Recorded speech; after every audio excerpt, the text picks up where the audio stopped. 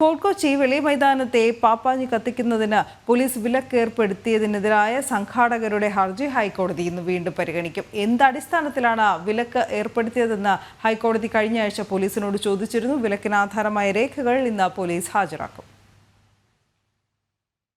Fort Kochi വെളി മൈതാനത്തെ പുതുവത്സരാഘോഷ പരിപാടിയുടെ സംഘാടകരായ ഗാലാഡി fort Kochi നൽകിയ ഹർജിയാണ് ഹൈക്കോടതിയുടെ പരിഗണനയിൽ ഉള്ളത്. സുരക്ഷാ കാരണങ്ങളാൽ പാപ്പാഞ്ഞിയെ നീക്കം ചെയ്യണമെന്ന പോലീസിന്റെ വിലക്കിനെതിരെയാണ് ഹർജി.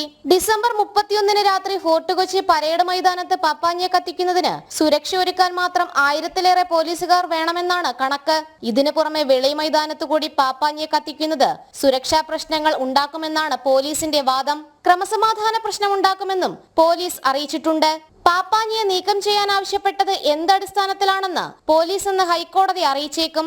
സുരക്ഷാനുമതികൾ സംബന്ധിച്ച രേഖകൾ ഹർജിക്കാരും ഹാജരാക്കണം. പാപ്പാഞ്ഞിയെ കത്തിക്കാൻ അനുമതി നൽകിയാൽ തന്നെ എന്തെങ്കിലും അപ്രതീക്ഷിതമായി സംഭവിച്ചാലോ എന്ന ആശങ്കയും ഹൈക്കോടതി കഴിഞ്ഞ ദിവസം പ്രകടിപ്പിച്ചിരുന്നു. ജനം, കൊച്ചി.